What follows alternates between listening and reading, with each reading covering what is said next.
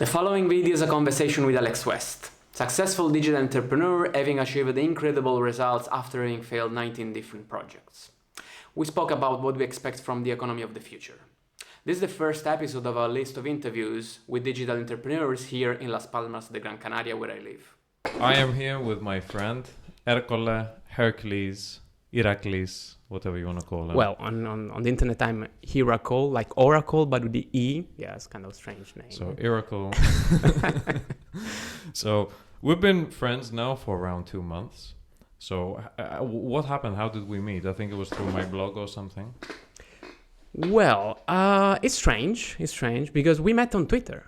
Yeah. Well, okay. The recommender system of Twitter suggested me a picture that you posted on where were you? In Sicily? Yeah, you were in Sicily. And since I'm from Sicily and now I live in Spain, in Las Palmas de Gran Canaria, well, the recommendation system basically suggested me your picture. And then I sent you a message and I say, hey man, you in Sicily?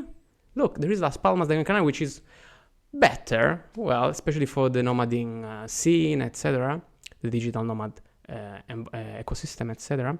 And then you replied me, well, I already booked a flight to Las Palmas. I will be there in 1 month. I say, well, cool, let's meet. And then we met, yeah. Actually, it wasn't like that. I said that I'm coming to Las Palmas, and you said, then you went to Sicily when I came here.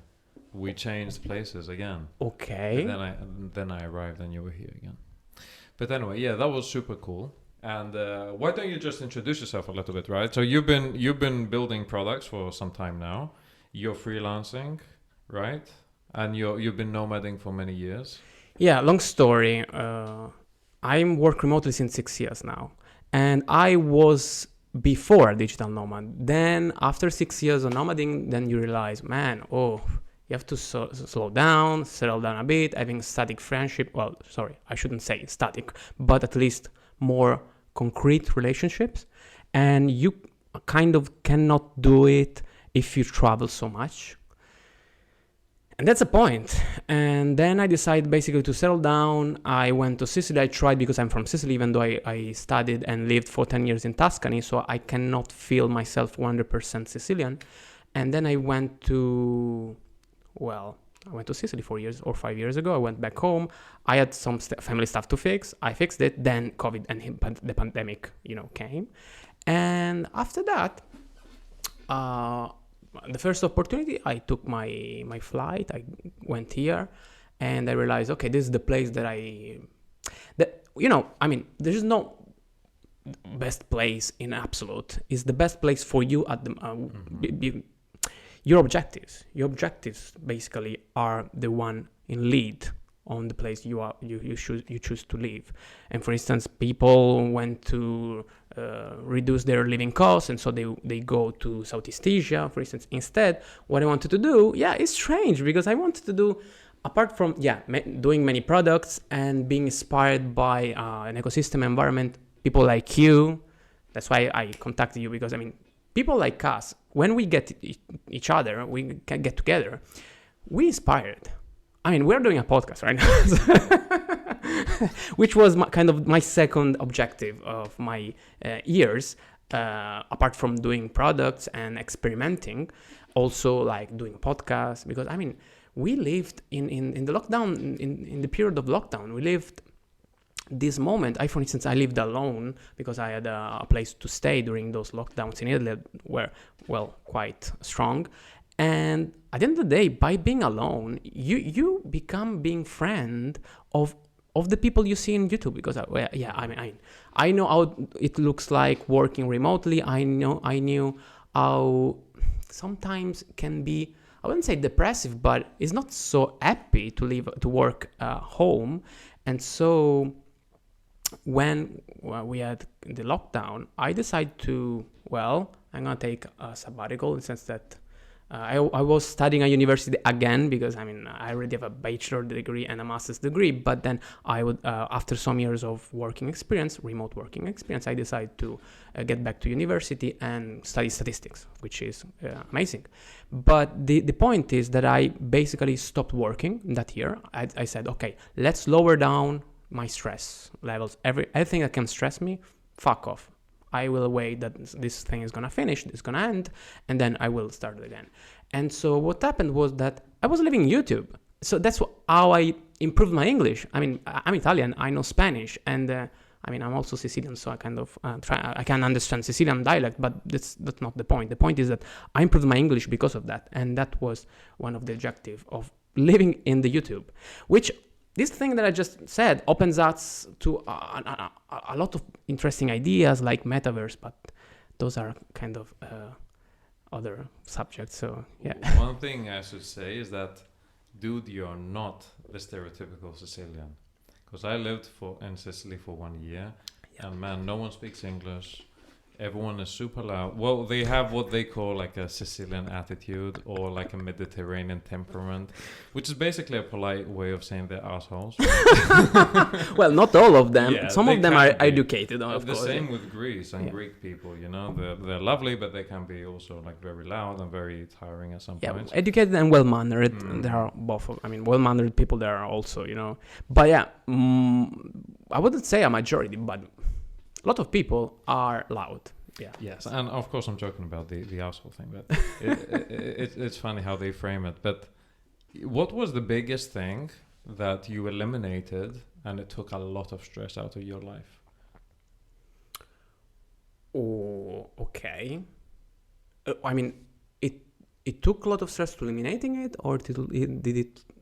No, you said that your goal was whatever stresses me, fuck it, out of my life. Yeah, I mean, because I knew what meant to be confined at home and being in lockdown, and that's a good question. I don't know how to answer. You don't work a lot, right? So many people. No, I work a lot. But yes, we talked about that last night at dinner, right? You say, yeah, I don't work at all because you don't feel like you're working. It was a joke. Yeah, we went out. Yeah. You basically bill a client for 2 hours per day, right? Something like that. So you work for 2 hours, but of course after that you're building your own things. You're thinking about new ideas. You're iterating on other products you have already. So you are busy all day, right? Yeah, I'm a kind of obsessed person. That's the problem. That's why it was a joke, of course, by saying that I don't work at all, because instead I work always, because I'm kind of obsessed with the thing that I do. But yeah, my setup basically is kind of strange to explain, because I used to work last month for a couple of hours per day for a client that I just got, and then I suddenly realized, well, I don't really need to work those 2 hours, and I can focus 100% on my projects. And I'm still learning. I've a couple of products, I have a couple of websites, but maybe I'm gonna go for a third one. Who knows? And the point that I'm still learning, it's not easy. It's not easy. And you were a bit of mentor on that, of course. Dude, it's not easy. I got this message the other day, a DM. So this person, I tweeted the big milestone tweets because they do really well on Twitter. Everyone is interested in how much money you're making, and it provides a lot of inspiration for some people, and they do well. So this one person, he DMs me and he says, man, I really appreciate you sharing the journey and everything. Please let me be your assistant. I will do whatever you want. Be my mentor, something like that. Because you are exactly where I want to be in 6 months. And he hadn't even started. Maybe 6 years. Yes. So I replied to him. This shit is hard, you know. I replied to him, you know, probably I'm really flattered, and thank you so much for reaching out, because I try to answer to every single DM that is not automated. And I say, but I'm not the person you're looking for, because for me it took me 5 years. And not 5 years of on and off and part-time. 5 years of, it's the only thing I'm thinking about. Even when I'm taking a shower, on a walk, going for a run, on an airplane, on a train, sleeping, is the only thing I'm thinking about. It takes a lot. It's not easy. If it was easy, everyone would do it, I think, because it has some, let's say, benefits that no one can argue against. You know, like you have freedom of time, freedom of movement, Like you're location independent, financial independent, you make a lot of money, you're doing what you want to do with who you want to do. Everyone wants that. But do you want it enough? Like, are you willing to sacrifice 5 years? Or more. Or more, right? Because so I feel very lucky. Even though it took me 5 years, I feel extremely lucky. I think luck is a huge part of it. You know, I reframe it. I reframed it by saying that instead, what drove us to take this decision, because it's an obsession. I'm working so hard and so much. It's an obsession. At the end of the day, you have a possibility that you become rich, but how many odds? How are big the odds against you? But the point I reframed it in the following way: we did what we did because we have a weakness, basically. My weakness, or at least I don't know specifically your, but my weakness was always I cannot tolerate someone telling me not to do something. Yeah. That's the point. Not to do or even to do something.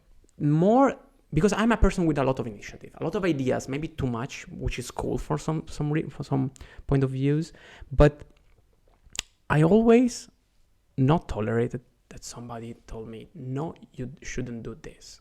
And I mean, I want to fail. I want to learn. I want to be the one saying, yeah, it was right. I suppose this is kind of a weakness from one point of view, because you are not, I mean, let me rephrase it. You are not able, you have a skill less.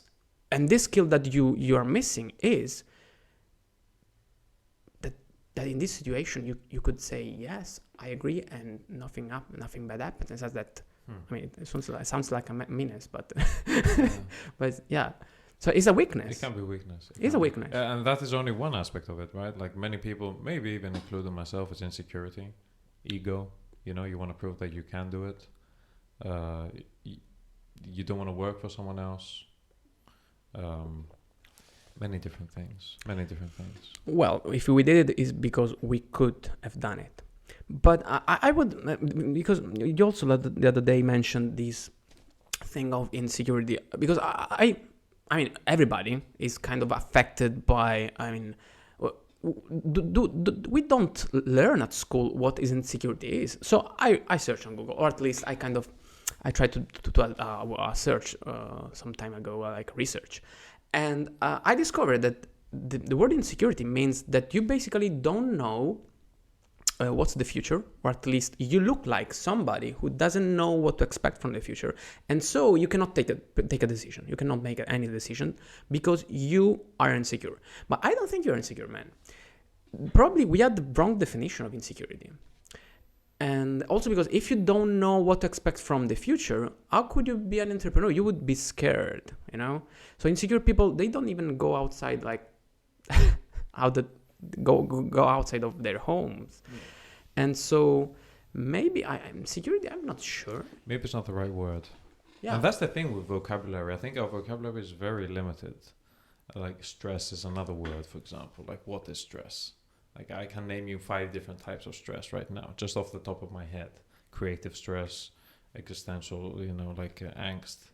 It can be like destructive stress, excitement about the future. All these are different expressions of the same psychosomatic state. We have one word for them, right? And that was the big thing that many times people ask me, like, working for yourself, like, are you very nervous and anxious and stressed? And my reply is always that it's not like as if the stress went up or down. It's a different type of stress, but we just have one word for it. So the stress when I was working for someone else was like constant and did not fluctuate at all. There was always the same stress every day. Meeting at 12, one-on-one on Friday, performance review every 2 weeks, task that has to be done by Friday, move it to the done section. Otherwise you have to tell in front of everyone that you didn't do it and why. Daily stand-ups, all those little things that they add up over time, and after a while you're stressed for no reason, right? Because from a realistic standpoint, there is no reason for you to be stressed. You're not in danger. You might get fired, you'll get another job. there's no real reason to get stressed. I mean, in an average life, I mean, just, crazy stuff happens.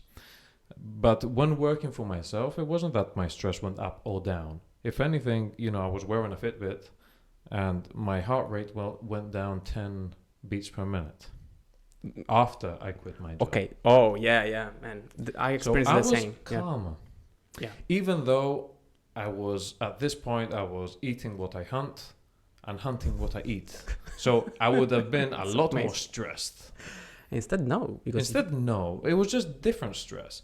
There are weeks where I don't really work, and the other weeks where like I am in the zone and I'm not even exiting the house. I'm working all day and all night because I'm building a new feature, or a new competitor's come up and is copying me and is coming after me, or fill in the blank.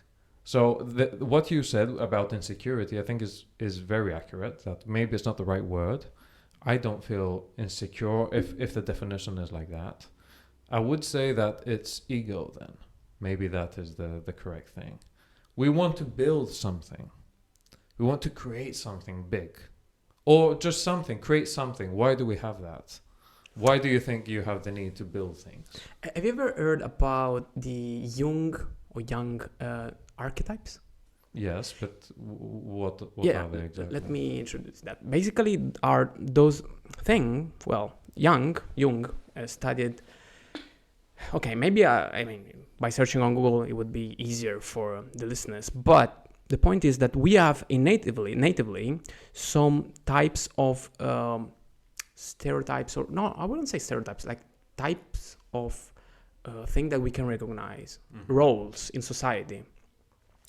And so basically the explanation would be evolutionary. So we evolved, and not only as human beings, because as human beings we were, before we were something else, something before monkeys, And so we... Wait, I thought God created us, no?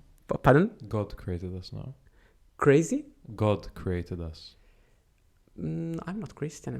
I'm a scientist. I'm That doesn't... I'm joking. It's not related, sorry. Monkeys, yes. Anyway, the point is that we natively have those, some stereotypes that we recognize. And maybe that we have one of building our house, We have natively like, oh, this is my place, I'm going to improve it. I'm going to take a piece, a piece of stone and put it, and then build every day. And nowadays, the virtual world is our house, is the place where we stock our stones.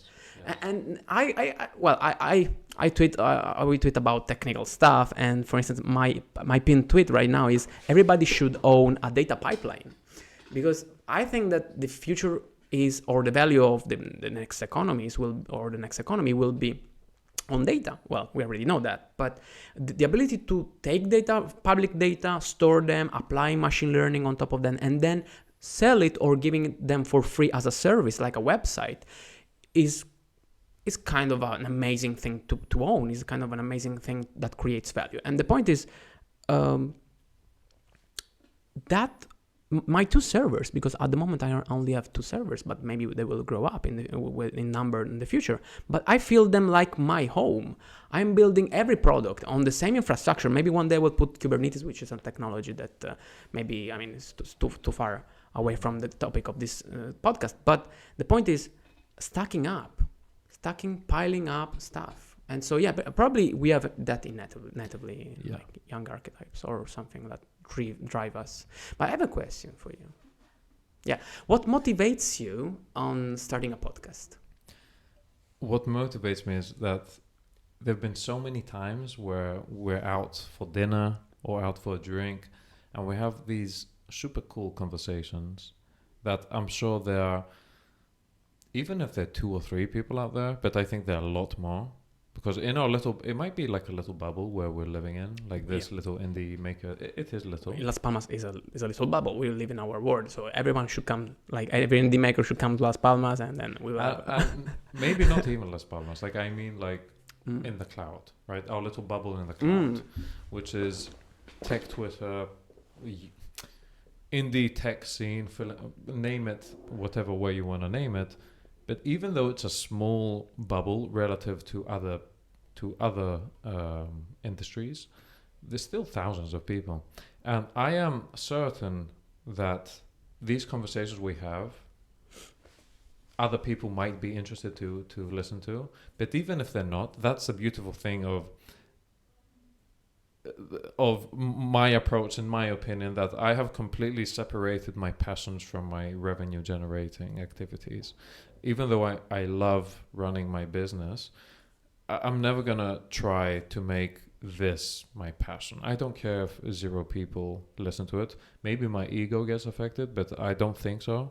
Like, as of now, I'm telling you, I don't care if anyone listens.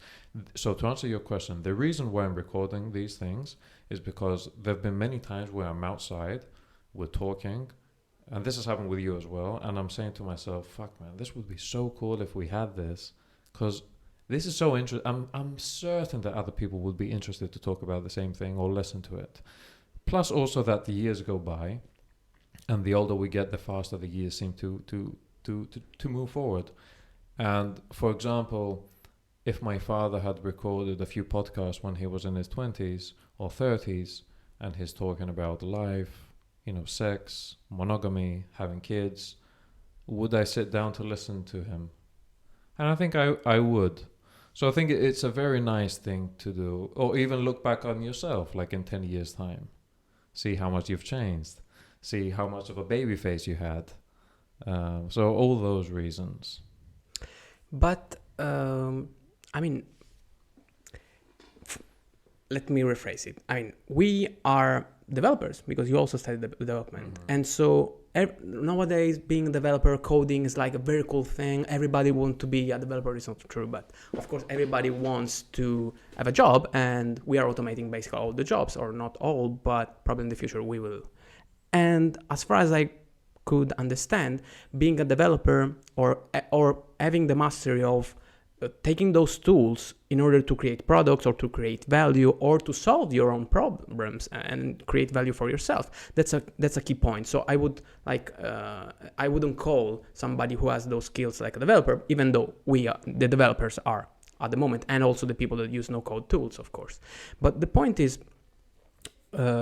basically, so those developers, well, we are developers, and there are many people who want to be like us because we have many years of experience as developers and also building products.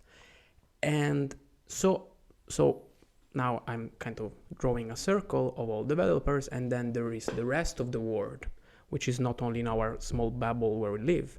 The rest of the world would be interested to understand how that works, how this world works. So, and this is kind of, I'm only drawing a line on the dimension of age. So I'm talking about the people of our same age. What about the new people, the younger people? The younger people, they want to learn.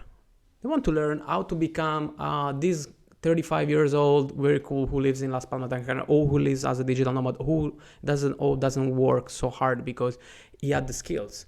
And so from an educational point of view, that's why maybe our conversation is so interesting, because we have the luck to be in the right place in the right moment to do the right things.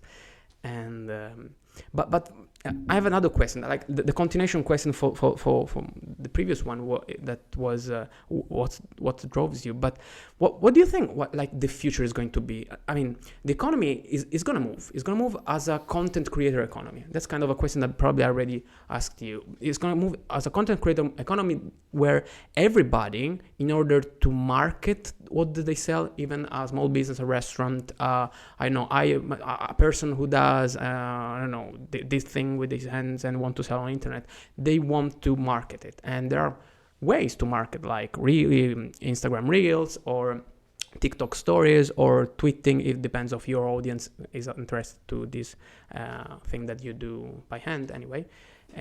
And so what are we going to what should we expect from the future in terms of economy? I mean, we're going to move to a different type of economy. We should prepare for that.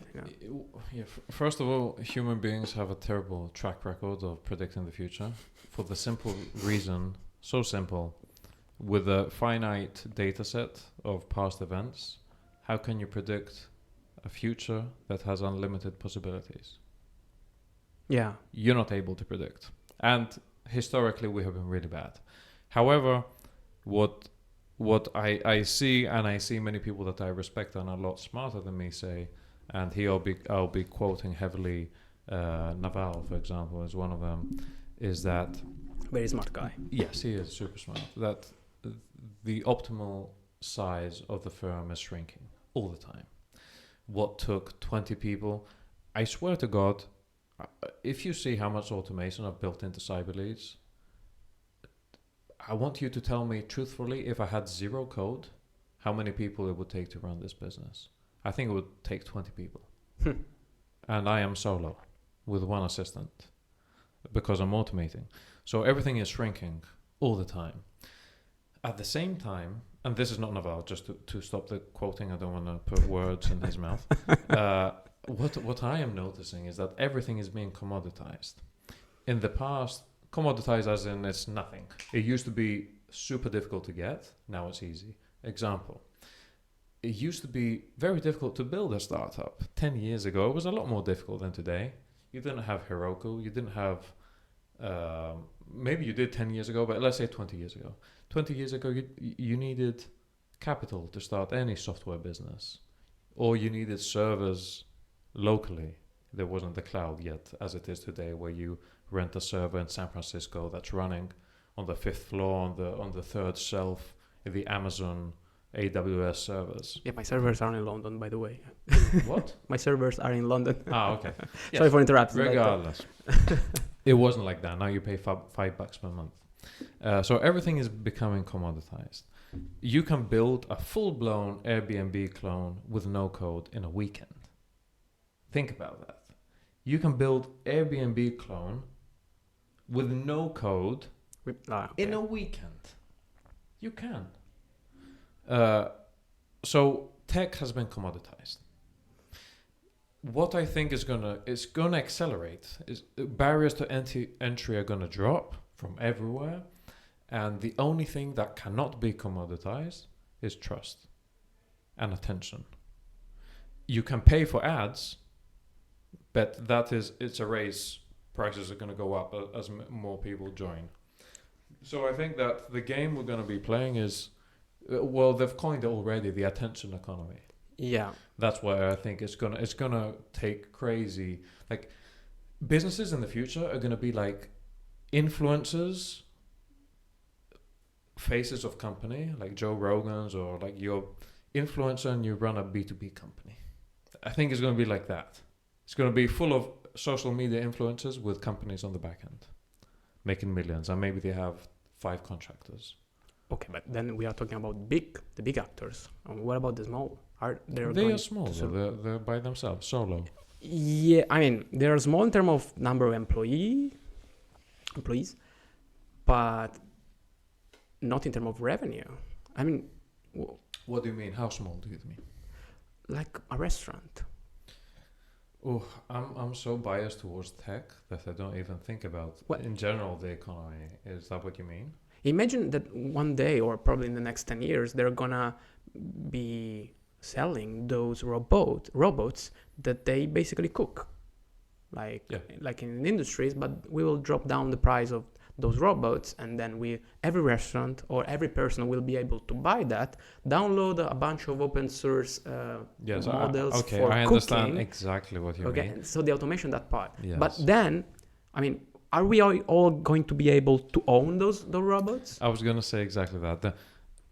I think we talked about this once randomly, and you said something that was really spot on. We were talking, and I said the future of work is not working, and we laugh, and you turn around, we're in the car, and you say, no, the future of work is ownership. Yeah. And I say, man, that's fucking right. Like you build an automated system with robots, and you just let it run. How different is that, though, to a business that runs by itself and you have employees running it? I mean, but the problem, sorry if I'm not replying your question, but if then everybody is going to be able to own the robot, there will not be any entry barriers. So what makes then companies differentiate each other? Why should I prefer a pizzeria versus another pizzeria if they run basically the same algorithm, the same open source model, or the open source model actually is kind of a model like the dishes, like the recipe. And you maybe imagine one day you have a repository of those models, and each model is kind of a process, like, I don't know, like a Petronet or something like that, that basically explain step by step what to do to the robot, and is machine readable, of course. And then everybody will be able to do the same pizza, like the same. But maybe the thing that kind of differentiate them is going to be the ingredients. So maybe this pizzeria has a specific farmer, and in this place the wheat is better, or the exactly. So even if it's exactly the same product, you can position it in a different way that it feels completely different. An example of this would be, let's say that we by accident we hack into Red Bull servers and we find the recipe, okay, exactly the recipe of Red Bull, and we create an identical Red Bull drink. Go sell it. You cannot compete with them, right? Because for many different reasons, but let's just say that you cannot go head to head with them. But you could very well, with exactly the same product, position it in a different way, and you will get different customers, and they will prefer you. So we, instead of Red Bull, we could have it called like Beast Mode energy drink. And this energy drink is so you can go to the gym and hit a PR, hit like a personal best lift. It's the same shit like Red Bull, but it's just positioned and framed differently. So I think it goes back to what we were saying before, that trust is going to be more and more and more important as everything becomes commoditized, and barriers to entry will continue to be dropping everywhere. The only thing that will matter is like trust and attention. So the logos, the brands. Yeah, like the Nike tick, that costs billions. It's the tick. Okay. Well, okay. That's what I feel, but of course I don't know. I haven't thought this through, just thinking out loud. But, do you expect also at the moment we invested in those big companies like Amazon, Google, but what are we going to expect from the economy? In the sense that are like all the solo entrepreneurs in one way kind of outnumber in terms of those big corporations, or those corporations are going to continue buying our small companies, and we will do exit, and then we will, with those money taken from the exits, we buy them their shares, and then like this is the model, like the model of those big corporations, and then we small inventors or we create the startups, we sell them, we do the exit, and then we buy again our buyer. And then, are there any alternatives for that? Maybe the blockchain. You know what it reminds me of? Like, have you seen when big sharks are swimming, and they're like the little fish that are eating the leftovers from the teeth of the shark? That's us and big corporations, right? Wow. So, like, I am competing, you can say, with ZoomInfo, which is a public $1 billion company. They don't give a fuck about me. Like, I am just eating the scraps from their teeth, So I think it's very almost, we are like an ecosystem where we are taking the little scraps that are left by the companies, the big corporations. But because we're by ourselves, it's enough for us, Like maybe you eat a little bit from their teeth, but it's enough for you. You can make a few million per year, which is nothing for them. So I think it's pretty natural, and it will continue to happen. If anything, I think that the middle class will disappear when it comes to businesses. It will be either huge corporations, and then it will be those individual brands with the companies behind them. But how many years that we have those technology advances, in the sense that, why are we so productive nowadays? We are so productive because of open source, because of the internet, and thanks to the internet, basically we can access to those repositories of value, which are those, let's say, open source projects Wikipedia, and so on and so forth. So we were so much productive only on the last, how many years? Maybe couple, maybe 3 years. Because I remember when I started being a developer, there wasn't any Stack Overflow there. I mean, you were on your own, and that was very bad, and was very bad feeling.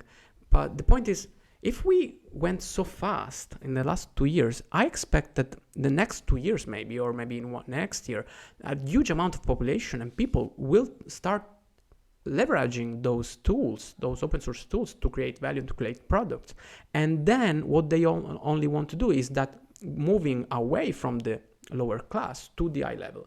And how are they going to achieve that, or at least trying to achieve that, is by doing an exit, to create a company and then doing an exit and sell it to a big corporation. Yeah, but then they don't ascend to the higher level. They exit. Yeah, but they become rich then. Yeah, but they're still. It depends how you define. So for me, if you're making up to 10 million per year, you're small. Yeah, but take into account one thing. I suppose, or at least my idea is that technology will allow us to not work at all. Okay, because technology or automation in general will provide us what we need, and we are already starting to see it but not for everybody, or at least not now, but more from, I mean, rich people, they all had the possibility to not work at all. They were living off their money by investing in finance and then getting the earnings, for instance. So I suppose that, like, the goal, the final goal, for instance, Peter Levels has companies. Peter Levels, hello, and Peter Levels has companies, and is earning a lot. But what he said is that he's investing all of his money to ETFs, which are stocks. And so at the end of the day, the circle closes, because then if one day he don't want to work anymore, he can live off from the earnings of the stocks. And then means like doing the step to the future is, I'm enough rich to have the possibility to not work at all, because of this circle, because of the big corporations, because of the exit, because of the startup, because of the open source. And so I think that we will move to this new phase of human civilization where we will not work anymore by using open source, and then start, not necessarily you have to do an exit, but at least, what's your end goal? My end goal is to be creative. As you mentioned, Naval, he said in the future everybody will be an artist. Not necessarily is going to create value, because we will have automation that creates value for us. And then the artistic part, which is nice. I mean, is that like the same goal for you? Do you have the same goal, like creative? Yeah, like my two goals is living. One goal financially is living as if money doesn't exist. So when I'm at the supermarket, I don't look at the prices. When I want to buy something, I never think, oh, how much does it cost? Is it expensive? Like I'll see the price and I'll buy it, unless it's like completely unproportional. That's my goal when it comes financially. And for my day-to-day, my goal used to be like have something fully automated, but I think that is so overrated.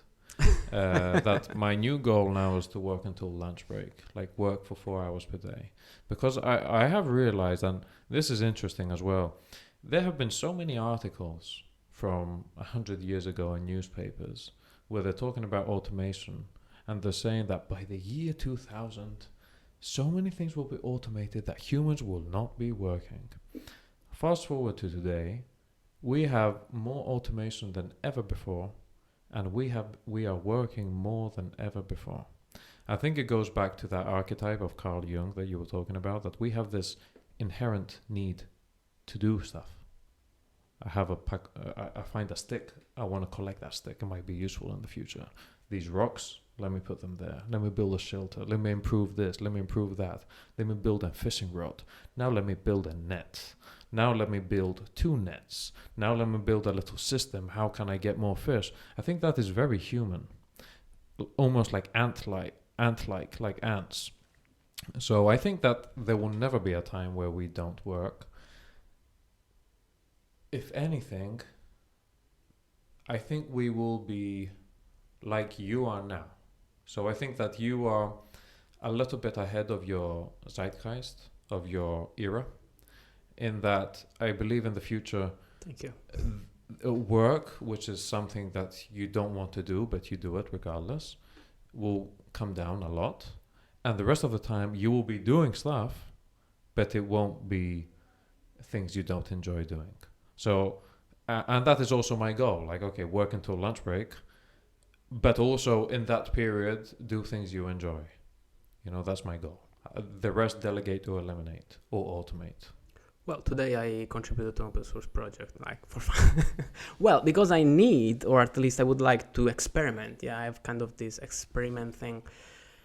It's all fault of my grandmother, because she always told me, you will become a scientist.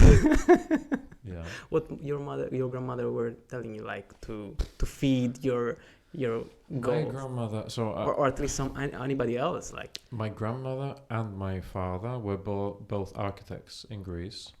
So I would have been the third generation architect. So for me, they were very proud that I actually enjoyed architecture and I wanted to study architecture. To build. To build To things, build. you know. I think everything comes down to our fear of death, not to get super philosophical, but I think if you want to build a bridge, for example, you know, like that. I remember being 17, you know, I was even underage and I was saying that, you know how cool it would be to be an architect and build things that will be there standing after you're dead. I think it all comes down to that. Everything we do and build or record to keep in time is from our fear that someday we will not be here and we're trying so hard to be remembered. I think it comes down to that. So my grandmother wanted me to become an architect, but I didn't. I wasn't able, my grades were not good enough. So I joined computer science. Which I hated in the beginning. Oh. Calling my father crying. Please, I hate this. I didn't like computers. I didn't like anything. Until I realized one day that computer science has to do with computers as much as, let's say, astronomy has to do with a telescope. The computer is just the telescope. It's the machine, and computer science is the stars. You can build anything you want. Once I realized that, I fell in love completely, and I started building things. Wow. Okay. So tell us about now. What is your goal for the future? Like, is your goal not to work at all? No, I'm overworking at the moment. I'm obsessed. The point is, okay. Let's basically before the lockdown, I took a sabbatical year studying statistics, and after that, then the COVID came, and I stopped studying statistics because it was a bachelor, only 1 year that I had. I already have, as I said, a bachelor in computer science, a master's degree in business intelligence, which is economics. And so after that, I kind of started to being inspired or interested to finance, especially like the statistical model, the probabilistic model behind finance and financial forecasting, and especially machine learning applied to that. And I have a friend who did a PhD in that. He is a physicist, and basically he helped me in the sense that I was using Python. I was doing financial forecasting for ETFs, and he gave me the right suggestions to what to use in terms of models and like state-of-the-art models. And basically then I made an algorithm that creates a portfolio of ETFs. And then I had some money, I had some savings, and I invested in that, like long-term investment, not high-frequency trading. I don't like that thing because apart from the fact that you need to be a big corporation and you need to have access to infrastructure, very costly infrastructure for doing high frequency. And so instead I said, okay, let's use machine learning and let's analyze all the ETFs that has a very good history, and then using an algorithm to forecasting the future. And it's what I did. So then I invested my money, and I kind of live off that earnings, which is paired with the fact that I don't waste so much money in general. I'm single. I'm vegan. It's not related, but I try to be as scrappy as possible. That's why I don't go outside so often. Only when you invite, of course. And the point is that I'm learning now. Another step of my life, another phase of my life. I'm learning doing bootstrapping businesses. So it's like the startup thing, but low cost. I'm reading this book, The Minimalist Entrepreneur, from the founder of Gumroad, which is very interesting. And so my objective is to explore, to learn, and to, of course, to test and understand what it works. For instance, for a financial forecasting algorithm, after that I said, okay, I made this kind of awesome discovery. Do I want to keep it for myself or in my hardware? No. I created a website, and everybody can leave his own email and email address and then receive today's forecasting, and it's free. But nobody cares, because when something is free, and if something is free, you are not doing marketing at all, so people kind of don't trust. That's the point. But I don't care. It's there. Everybody can use it. But then from there on, I instead create another product, which took me a bit of, I would say. So probably I kind of learned by I wouldn't say failing, because it's still there and it's still open. It's a search engine for food. And what differentiates it from the other competitors like Google Places is that I have the content of the menus, because I get public data, and I also get the content of, the textual content of the menu. So if you search, for instance, for fries, the web search, the platform shows you all the fries and all the prices that are there. And it's interesting.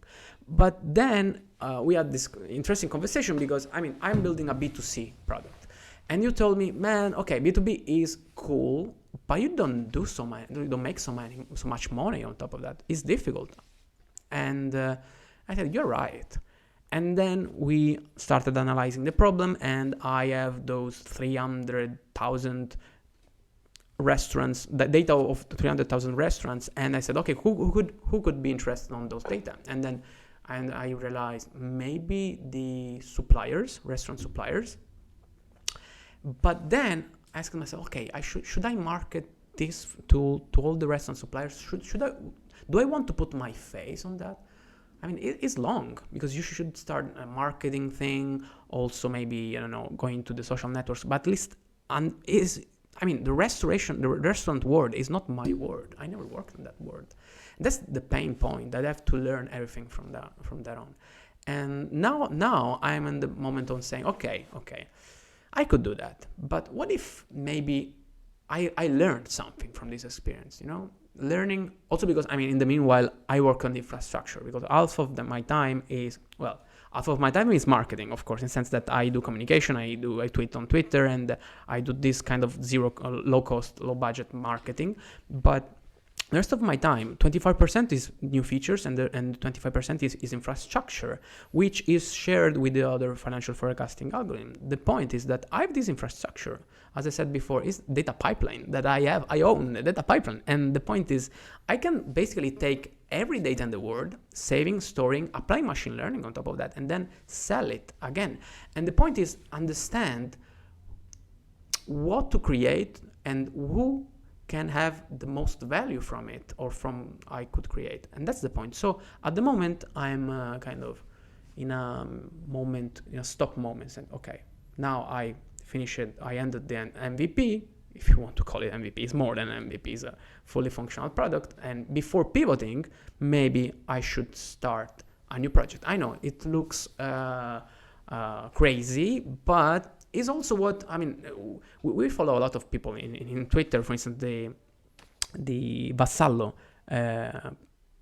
Vassallo theorizes that. He is an evangelist of this theory, saying basically that you need many products, because first of all, you need to increase the surface of let's say you have to increase the probability that one of your product can be viral, because market changes so often, and so since it changes so often, Peter Levels is a master on that. He started with this digital nomad thing, and then COVID came, and he basically exploded in the sense that he started really earning a lot of money because of COVID. Okay, Peter Levels tried 100 companies, 100 startups, but the idea is the same. We should, it's like the same in finance. You don't invest everything in one horse. You invest in many. And the point is the same. I mean, I invested in finance because my first project is a finance thing. The second one is restaurants. Maybe the third one would be, I don't know, productivity tools. I don't know. I'm exploring, which is the important part, I suppose. Like going the right moment in the... Yes. Yeah. I think real work begins when the to-do list ends. So now that you're done with the MVP, now it's when the real shit begins. Like, I always used to use this heuristic that consider that you have built your dream product. Now what? And do that first. Do that before building your product. So it's a progression. I remember my first product, it took me 2 years before I showed it to a single person. Perfecting everything, making the border perfect on every single button, playing with a copy. I built a server, built a mobile app, business cards. I did every fucking mistake in the book.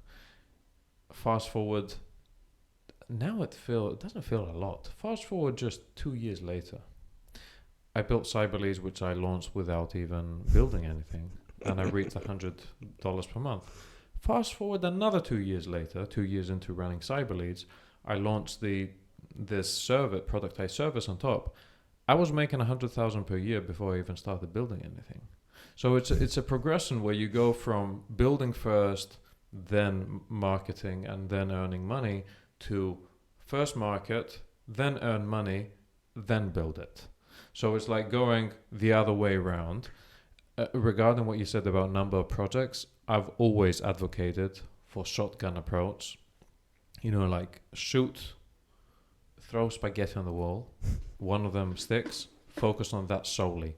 That's where I don't know because I haven't really read exactly what Daniel says. I think that having many projects is amazing to find one that will have traction, because I think that is, many people, they say it's great to focus on one project, even if it's not working out, because you believe in it and it will take time. It has worked for some people. But I feel that most success stories, they start with a bang. They start with traction. Because when you have traction, then you're willing to pour your soul into it and also focus on that. Where maybe, I'm not sure what Daniel says, is that I think diversifying is great for retaining your wealth, not for making your wealth. So I think when you're up and coming, you should focus on one thing. Try to hit a fucking home run, You've hit the ball, it's up in the air. Start running. Don't think, let me diversify. Like, I've seen a few people that they're making less than 1K per month and they're thinking about diversifying their revenue streams. I don't think that's the way to go. I think once you're rich and wealthy, and maybe you're making $1 million or something and you're afraid of losing that lifestyle. Or actually, let me rephrase. If you are already where you want to be and you just want to secure your lifestyle, start diversifying. But before that, don't. If you want to be a billionaire, don't start diversifying at $1 million per year. On the flip side, if you want to make 50K per year, you can start diversifying once you hit that. Well, take also into account that we have to be our first customer. And for instance, the search engine for food that I did it because I wanted to know which was the cheapest, vegan burger in the city or pizza in the city, or the best, because I applied sentiment analysis to understand which are the best products in town for each category. And so I was the first customer. The financial thing is the same. I did it for me to automate my life. And now pivoting this second project, I'm not a supplier of restaurants. And so But by doing so, I'm learning stuff. I'm also, I like 1 week ago, I published my first Indie Hacker blog post, and well, I got kind of 100 visits in my website. I mean, I've very low numbers, by the way, because I started. I'm starting right now.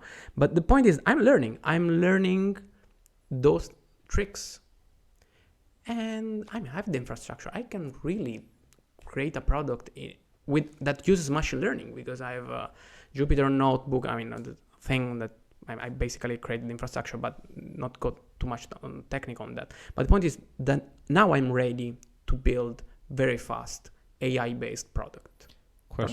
Yeah. Do you think it's necessary to be your first user?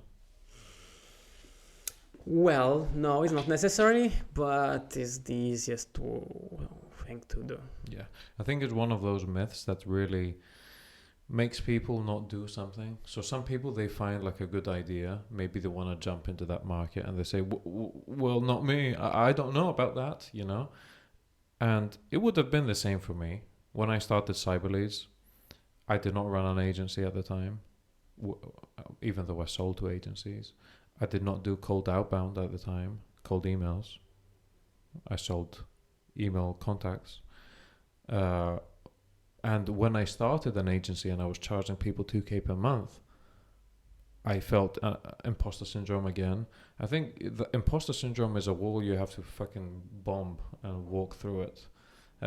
You have to get over that. And it's one of those myths that I feel strongly that is not true. You can learn anything. And yeah, you can just learn anything. When I started this service, I had no idea. And I read a few books, tried a few techniques, bought a few courses, experimented, and I've had amazing results. So I think that is not necessarily true, that you should be your first user. You should just find something that you enjoy, you think is a good business, and go deep and learn. Yeah, you're right. But take into account many startups, they started with an idea and then they changed. I was looking at this video from a growth hacking conference, and this guy basically was listing all those startups that they started with one thing, and then they had a problem to solve internally. And so they created an automated thing, like an automation or software to solve that internal problem. And at the end of the day, that was the product that they started to sell. Mm-hmm. So the point here is, for instance, Peter Levels, I will mention him again today, but he does a lot of automated stuff, and it does marketing a lot, automated marketing. For instance, he does this thing which is called programmatic SEO, which I copied, and also I created a blog post, and which was the subject I shared in the Hackers, let's say. And then he also, for instance, has Twitter accounts, and his software tweets automatically, like every day, an image, because he knows that the image goes more viral. And so every day is kind of, this city, I don't know, is important for this reason. And he created an image. So the software created an image.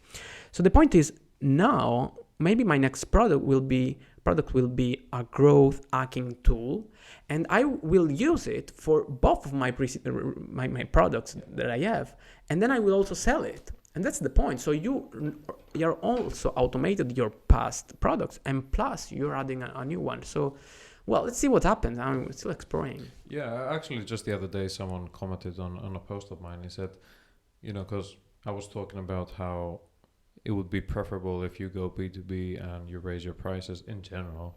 This is generic advice, exceptions apply.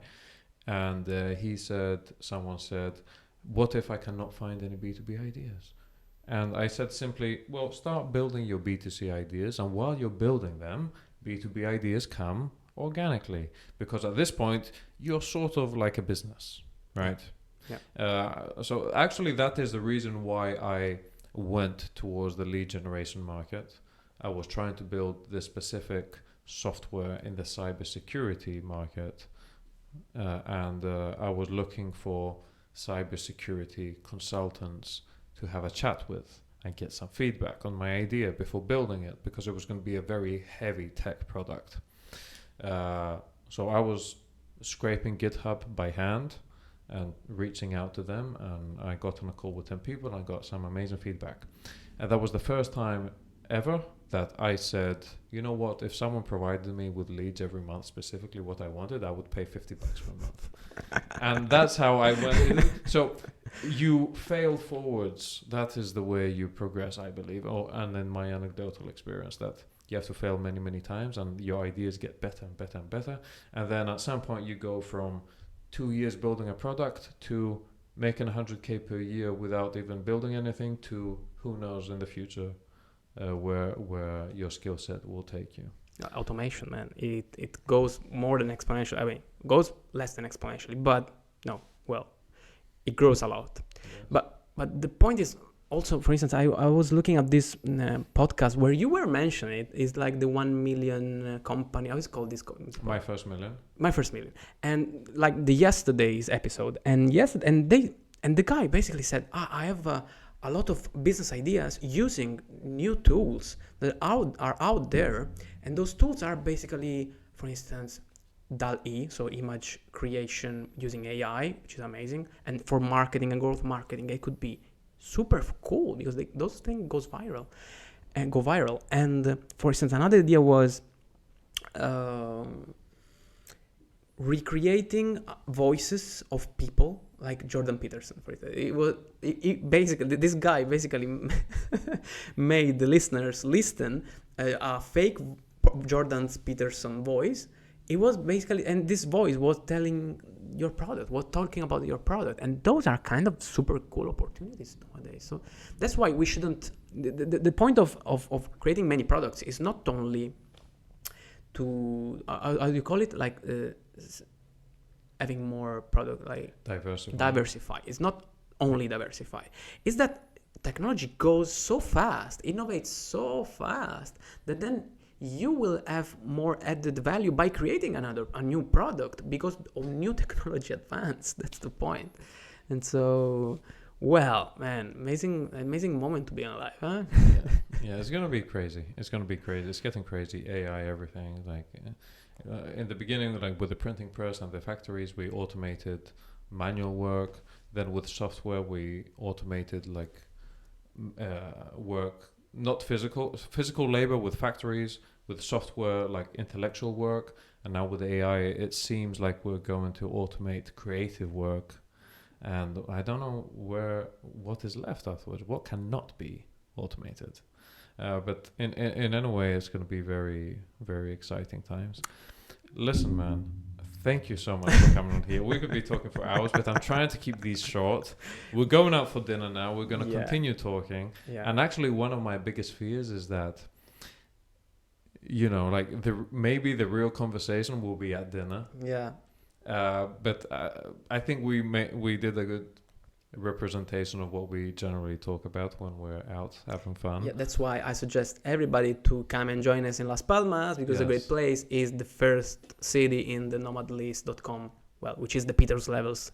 Again, an advertisement. I shouldn't mention so often those people. But anyway, yeah, it's kind of the most vibrant place in terms of digital nomads and well, remote workers, because I'm not digital nomad anymore. I live in a very cool place. So come join us.